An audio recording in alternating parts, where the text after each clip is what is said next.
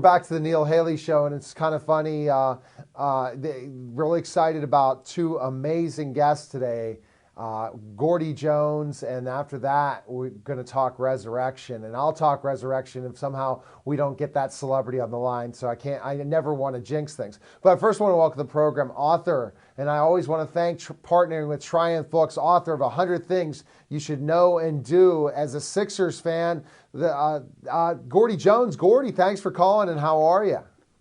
I'm well, thanks, Neil. So the 100 things the Sixer fans should know and do before they die. And when you were asked to pick to write this book, that must have been pretty cool, right? For sure. Yeah, absolutely. It's an interesting topic. I think perhaps too many fans look at how the Sixers are now and think that it's always been like that. But as you and I both know, it's a franchise that has a rich history with some of the most memorable and great players in the history of the game. Charles Barkley, Julius Erving, Wilt Chamberlain, Allen Iverson, among others. So there's a lot there. So it's a real labor of love. When I was a NBA basketball fan, growing up when I was playing basketball and really into it, you just remember the Celtics and Lakers and then the Sixers. That's pretty much, yeah. So they were that storied franchise. And when you talk about Dr. J, that I consider him the number one player ever playing for the Sixers. Do you think it's Dr. J in your opinion? It's probably him, if only because Wilt Chamberlain really had a very short time with the Sixers themselves. Wilt was as you know, he's with the Philadelphia Warriors for a long time, and then when they moved to San Francisco, he was there very briefly, and he came back to the Sixers via trade. So there was really only a small chunk of his career, of a really amazing career numerically, that he spent with the Sixers. But he was part of the 66-67 championship team, which is one of the great teams in NBA history. But shortly after that, he was traded away to the Lakers. So it's as with a lot of things, Wilt, it was a real comet, that part of his career, just a real pinnacle. But he had many others. So we'll jump to Wilt first. I think definitely it's Dr. J. Maybe Allen Iverson would be mad at me saying that. He'd say he thinks he's the best ever with the Sixers, and he pretty much is the one that people remember if it's the last time the Sixers ever win a game. We could talk about that. But Wilt Chamberlain's 100 points. That's definitely in this book. And were you able to see that? Did you get to see that game? No, I was. I'm not quite that old. That was. I would have been 5 years old then. So. Do you remember it at 5? Do you remember? No.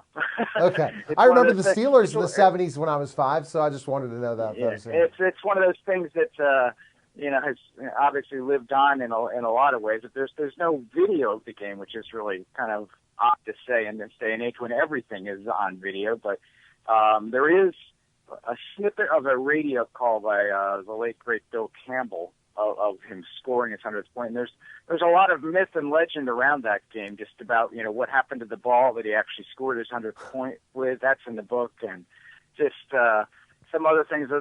Some people say he dunked for his 100th point. Some people say he didn't, and some people say the game ended right then. But there's others who assure everyone that the game was played out the last 40-some seconds. So it's kind of one of those things, one of the last thing that is survived by word of mouth largely.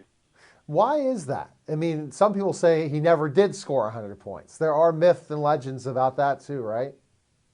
Yeah, I've never heard that one, to be quite honest with you. But it is kind of one of those things that's actually grown as the years have passed.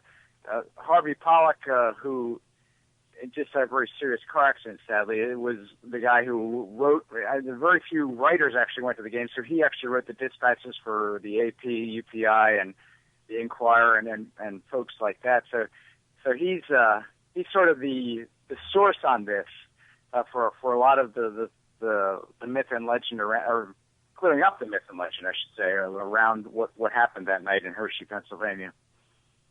Yeah, definitely thinking about in Hershey too. Why was the game played in Hershey? That's another question. Well, it's just one of those things. In that day and age, the Sixers tended to play a lot of games in other sites. So that happened also in their infamous 1972-73 season, they played some games in Hershey too. It just, the NBA being what it was then, it wasn't like as popular then as now. So the teams tended to move around to different sites just to try to draw in more fans and drum up interest. Dr. J now. I met him in an elevator, so that's another cool thing. I was in New York City, and I said, there's Dr. J. I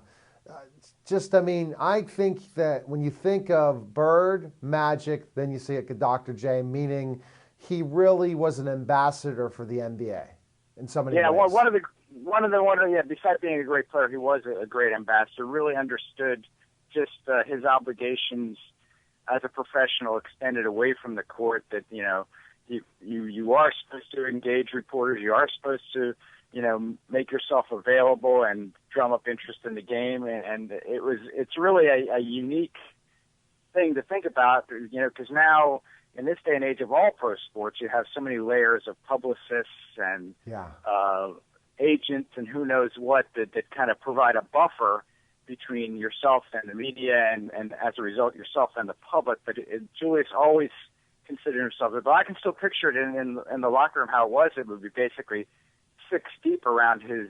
Well, they didn't really have lockers in the Spectrum, but 6 deep around his place in the Spectrum locker room. And he would be sitting there icing his knees and taking on every question that came his way. He was really quite unique that way, and set a tone for later players, actually, for the Magics and the Birds and the Michael Jordans. When I think of when you said about the Dr. J, how did he come up with his name? Is that in the book at all? Dr. J? No, that actually predated him. He called, there's a couple different threads of how it came about. He played in the Rucker League, the famous Rucker League, in his hometown of, actually, it's from Long Island, but in New York City. Mm-hmm. And they would give him different names, and they always had on-court announcers, and they called him the Claw because of his huge hands. And he said, "No, I want to be called the Doctor." But I think it even went back before that. He had a friend in school, and Julius called his friend the Professor because he was bright, and his friend called him the Doctor, and then it got turned into Dr. J eventually. So it goes pretty far back, actually, and seldom has there been a better nickname.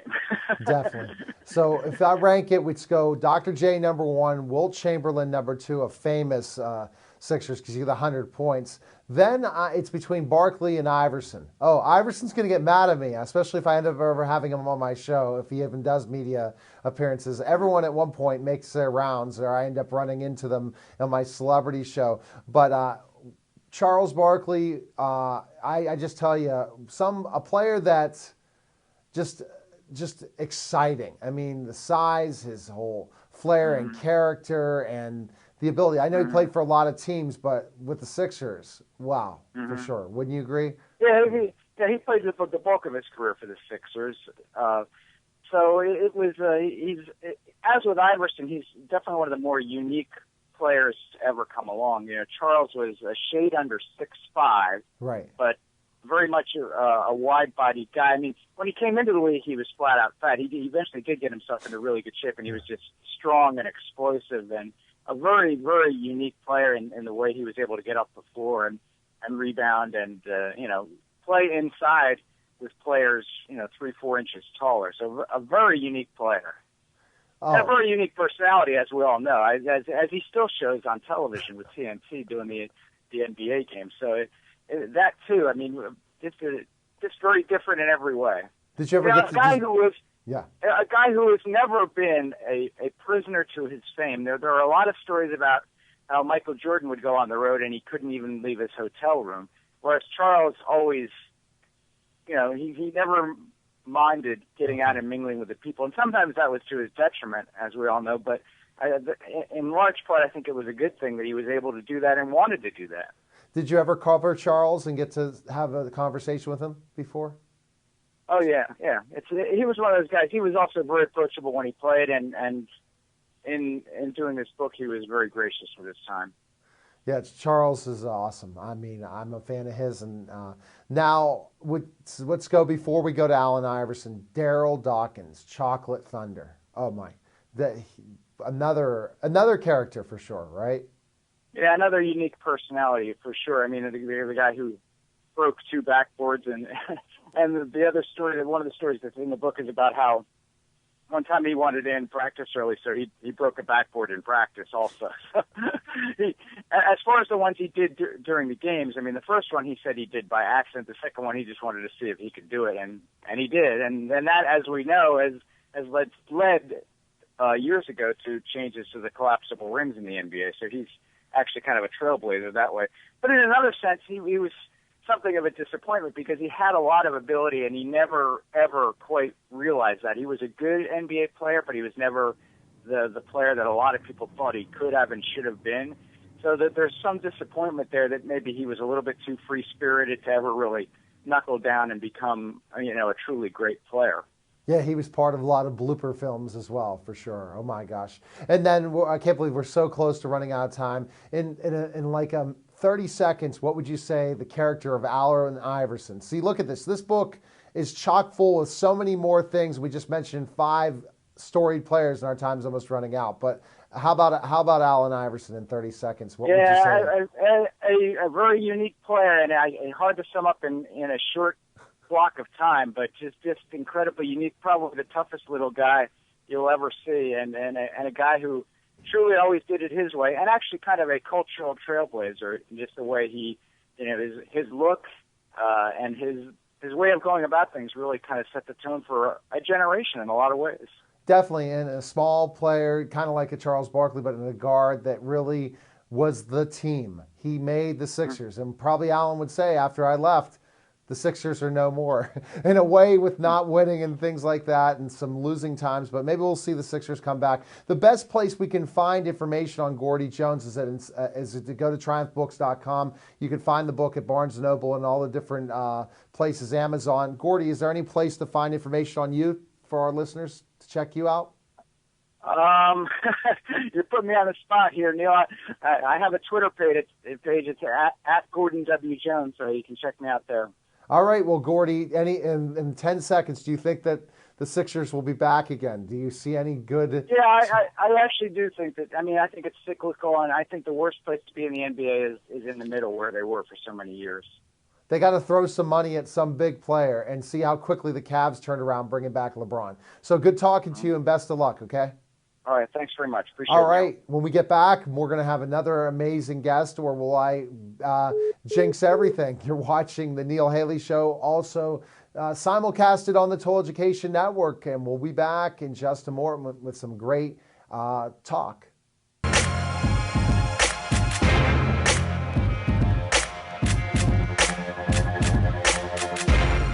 Hi, we are the varsity cheerleaders at Bethel Park High School, and we have a special invitation for you. We would like you to join us for the Bethel Park Cheerleaders and Boosters 25th Annual Spring Fashion Show that benefits Allegheny County Special Olympics. This year's Sweetest Adventure theme show will be held on Sunday, March 22nd, 2015. It will be held at the Independence Middle School's auditorium. Doors open at noon. Tickets are $5 for adults and $3 for students. We have had incredible support from the community for this annual event in years past, and all proceeds go directly to this very worthwhile charity. Last year, the fashion show resulted in a donation of $9,000. Bethel Park Cheerleading Boosters Association's total donation from the past 2 decades has raised more than $176,000. Your support on behalf of this very important cause will help to raise money to enrich the lives of Special Olympic athletes throughout Allegheny County. Through your support, these very special athletes will be given opportunities to train and compete in 19 different sports throughout the year. Each year, we invite an ambassador to participate in this exciting charitable event. This year, we have 3 special guests. We are pleased to introduce our 2015 Special Olympic athletes and Jessica Clayton, who is the Special Olympics of Allegheny County Global Messenger. Our special ambassadors are Aiden Marple and Molly Mathias. There is a wonderful afternoon planned with fashion from many local stores. Please come to see us model at the fashion show while you help support the Allegheny County Special Olympics, which has done so much to support Special Olympic athletes. There's also a fabulous basket auction and light refreshments. Our primary source of fundraising comes from the basket auction, where the baskets are made from items donated by local businesses. Please join us on Sunday, March 22nd at 1 p.m. at Independence Middle School. For tickets, please see any Bethel Park cheerleader or call Devin Rutherford at 412-851-1276.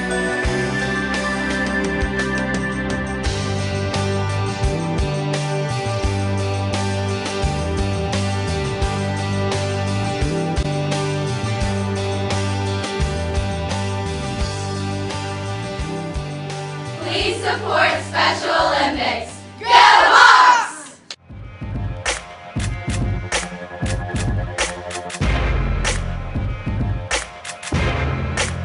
We're back to the Neil Haley Show, and I was going to not jinx myself about our celebrity author on because this show, my wife and I are just cult fans of it since it's been on. And every Sunday we're like, okay, it's 9 o'clock Eastern. We got to watch Resurrection. And we just, every time we were left hanging. And the season premieres, second season. What's happening next? Every time there's a different turn.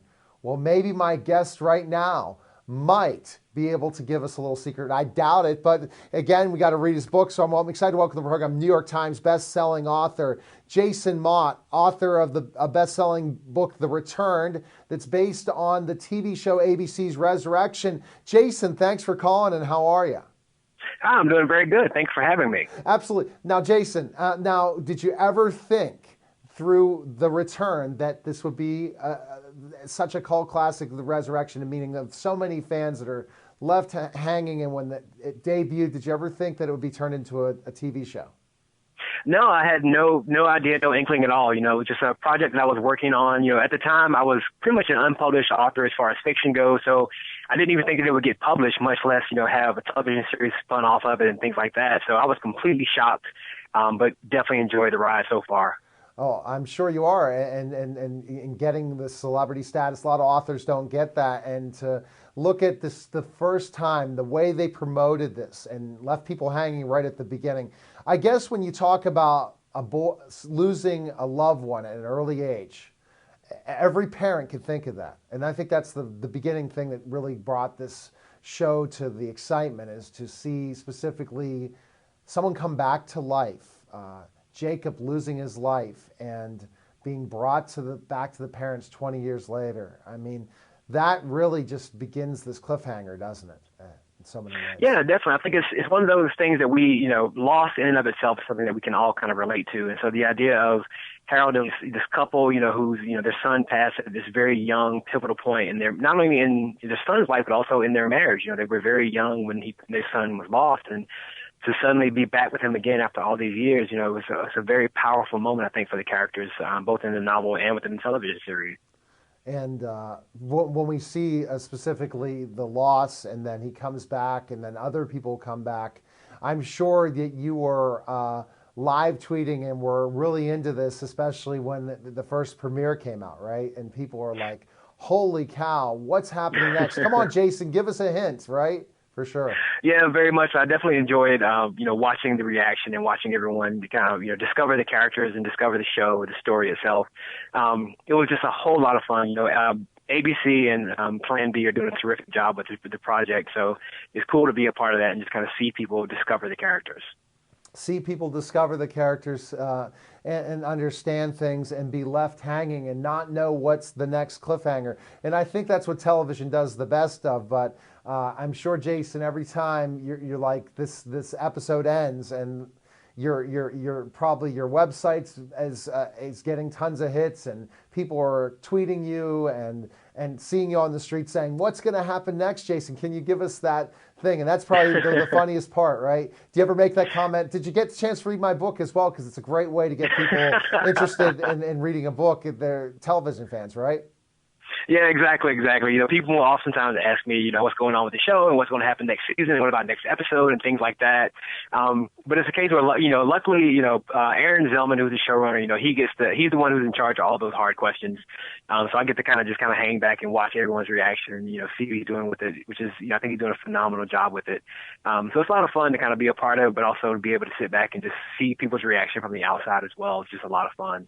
So how did The Return do once the book probably made another big run, right after the series started, right? People were really checking out, coming back to that, right?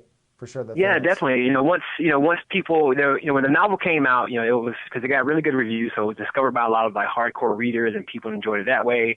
And then once the television series kind of came about, about 6 months later, hitting television, people who had not quite heard of it, which kind of led to the book that way, and they discovered it that way.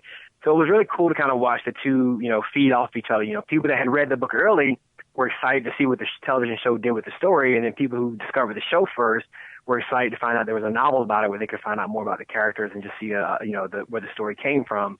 So the two are actually working hand in hand in a pretty good fashion.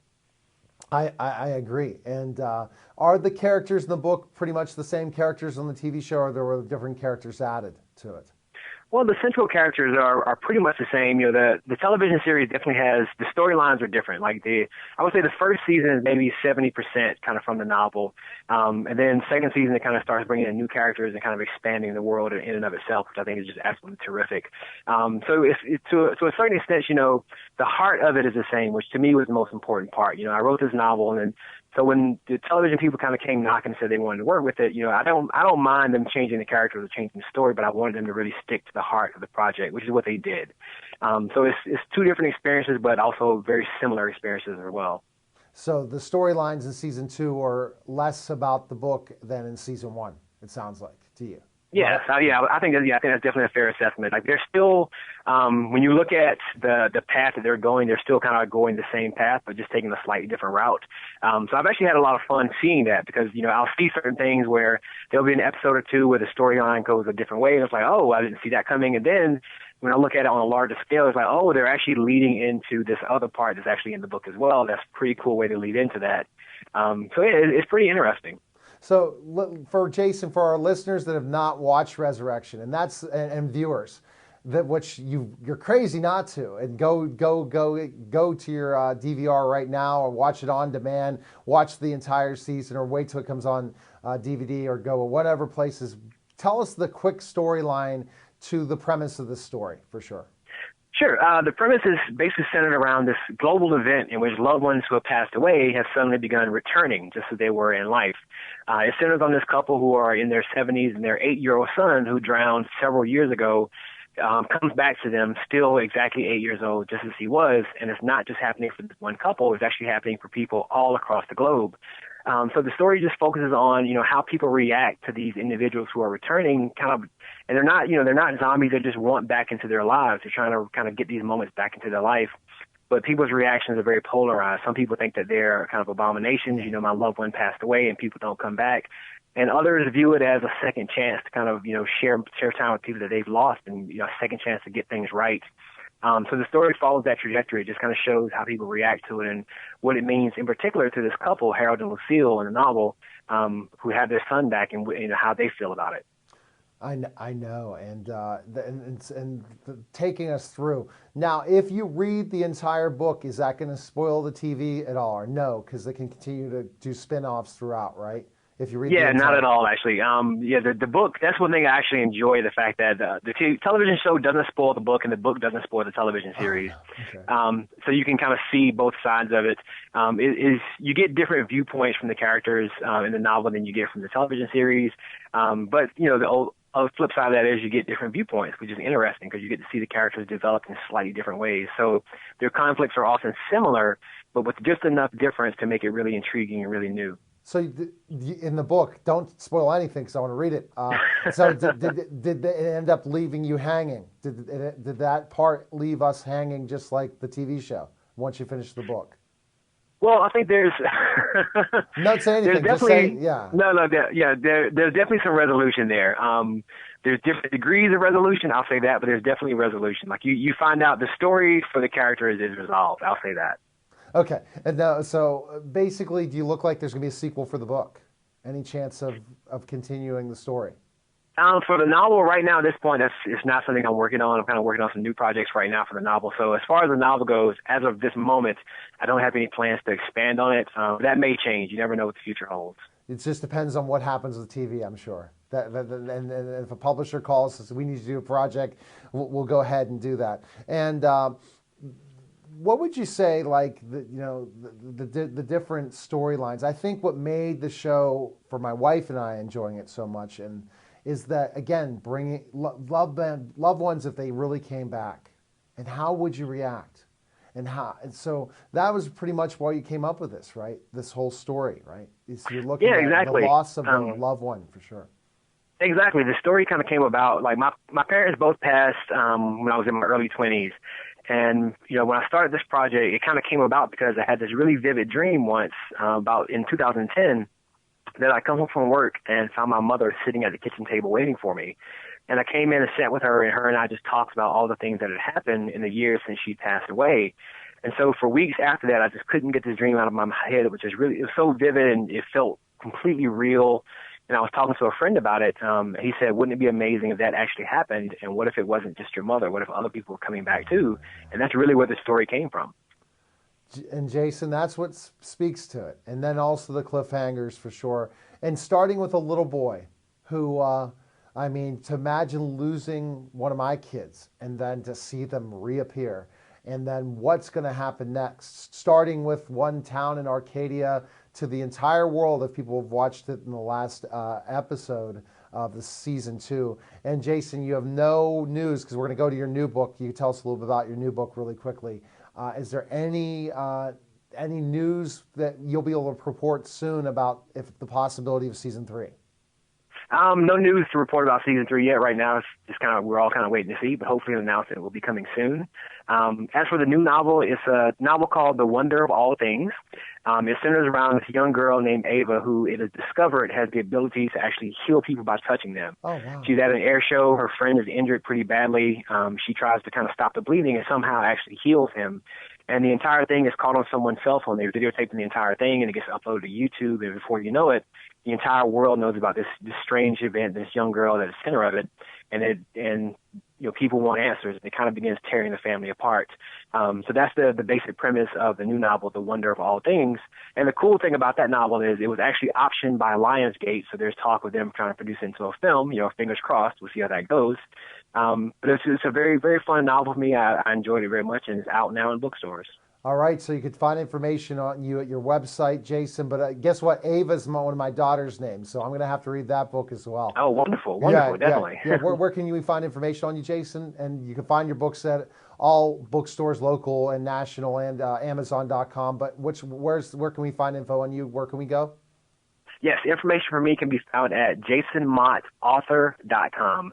If you go there, it gives you all the information about books, the work projects I'm working on, book sales, and, of course, Twitter and Facebook and all the social media good stuff. And you're interacting on Twitter, or we wouldn't have met each other. I somehow got in touch with your publicist, your book publisher, but ultimately you tweeted me back. So that's the awesome thing about Jason is he sees the fans.